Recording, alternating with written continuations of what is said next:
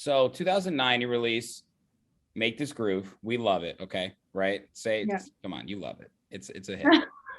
Say, CR2, baby. make this groove. Let's make this groove. No, yeah, it's Yeah, there we go. So you had a little bit of a production hiatus, though. I noticed it looked like from 2012 till 2016.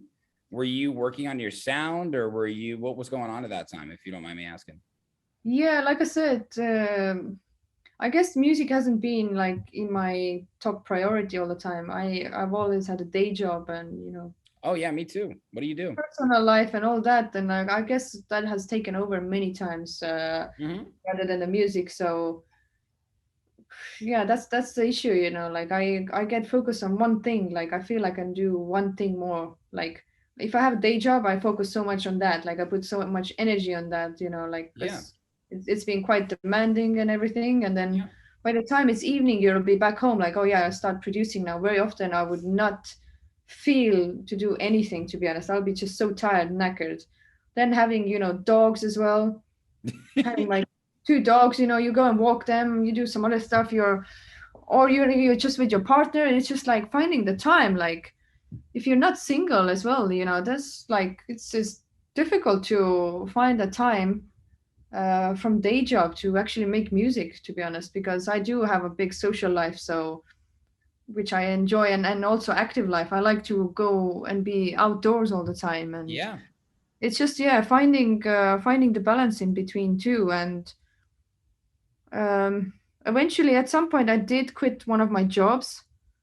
It might have been like you said, like around 2016. I did quit, and then I started more producing again. yeah, But yeah, even right now, I have a day job as well, but it's not as hectic as it used to be, basically. So yeah, it does give me a bit more flexibility and time to focus on music now, which I really do want. Because I have so much to give out, I have so much to give out, which I want to do, and I need to put effort in, basically. yeah. Totally. I mean, it obviously you didn't fall out of love with music or making music during that time. You just weren't releasing music. Yeah, no, I wasn't.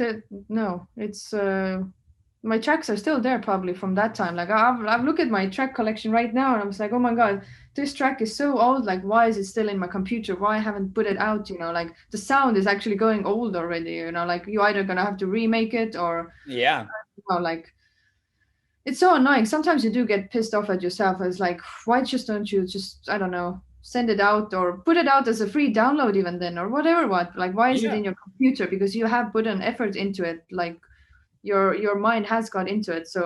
yeah. I love that perspective. So it should actually be out there because you do play it to your friends and they're like, oh yeah, yeah, this is so cool. Like where can I get it? Where can I listen to it? Like, yeah, yeah, it's just private in my computer. But it's not the way to go forward, I guess. So yeah. That's good If you have advice. tips on that, please do give me. I think you just gave a great tip though. I know a lot of people that will for lack of a better term, they'll hoard their music, right? And then they'll never release it. And I think you put it in a really simple way. You put the time into that, right? And it's creative, it's fun, it's enjoyable, but it's still a product that you're creating Yeah. and put it out there. You've done tons of SoundCloud free downloads. And I love that. Like your This Is America remix is awesome. You could have easily just like said, that's just for me, or I don't know, maybe I'll release it.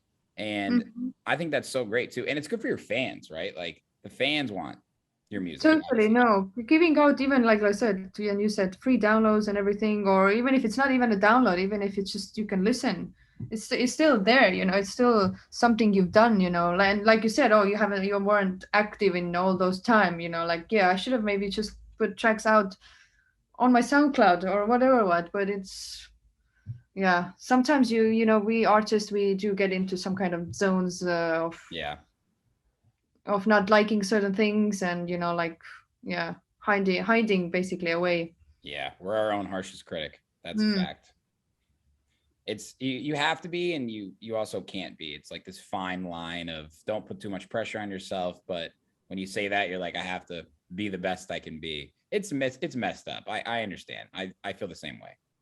But although I do feel like now when we get more years are going, basically 2022 is coming, like Hmm. all the social media and everything, I feel like that is putting more pressure on everything, all Absolutely. the creative side, and like it's definitely putting more pressure on the mind, basically. And it does that to me for some reason. So Yeah. I would rather actually have it more less pressure, basically, from social media. Like Yeah. just put it out there, and then like the old days, basically, when that Make This Groove came out. Yeah, I know. I don't think Instagram was even out when Make This Groove came. Yeah, it was no pressure that time of anything. But now it's more about like they don't even so much listen about the track. It's more about your socials nowadays, isn't it?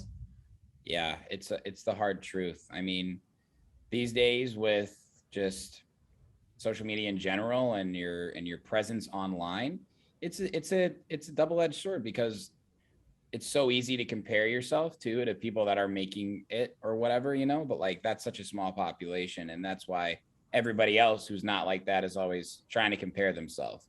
So you want to be the best you can be on social media, but also you also are putting yourself in a position where maybe it's not really you. So it's great that you can connect with people all over the world and you can find fans when you wouldn't be able to like the old days, but also now it's like, oh man, I got to check my DMs. I got to respond to these people. I have to engage. I have to create content. It's a job. It's Yeah, like, that's a new job already. Like yeah, it's not it's taking you away from the music side, actually. Like being in the yeah, studio, like thinking about the tracks, what you want to make. Like you actually more thinking about like, oh yeah, what I need to post and how often I need to post, and like I'm not into that at all, actually. Like, and totally. I mean, there are so many examples. You look at probably the biggest example is Fisher. He releases like what, 3, 4 tracks a year.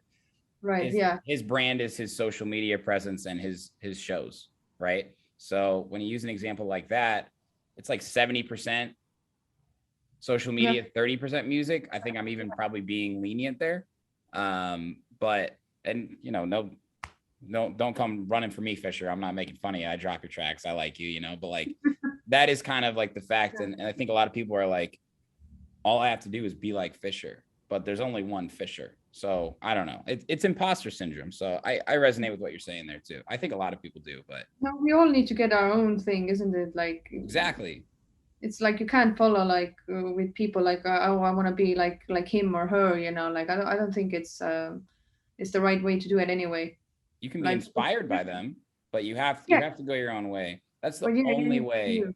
you can make it in the creative fields if you truly love what you do. Because I mean, I say this a lot on the podcast, Janika, but like all that matters to me is that you and I enjoyed this conversation. If other people found value in it, that's awesome. But this is fulfilling for me. And I know like when I'm on my rocking chair and I'm old, I'm going to say, I loved that conversation I had with Janika about just being yourself on social media and loving what you do. Because a lot of times you're your only fan. You'll have people that are your fans, but you're the one that's got to pick yourself up and push forward. So if you love what you do, then it's not so much harder to do that than if you're trying to be someone you're not. Hey, what's up? And thanks for watching that video. You looking for more content now? I got your back. Go to my YouTube channel right now, hit that subscribe button, and make sure you turn on all notifications so you never miss any upcoming exclusive artist interviews, Sherm in the Booth clips, new music, live sets, and more. This is your one-stop shop for everything electronic music. Cheers.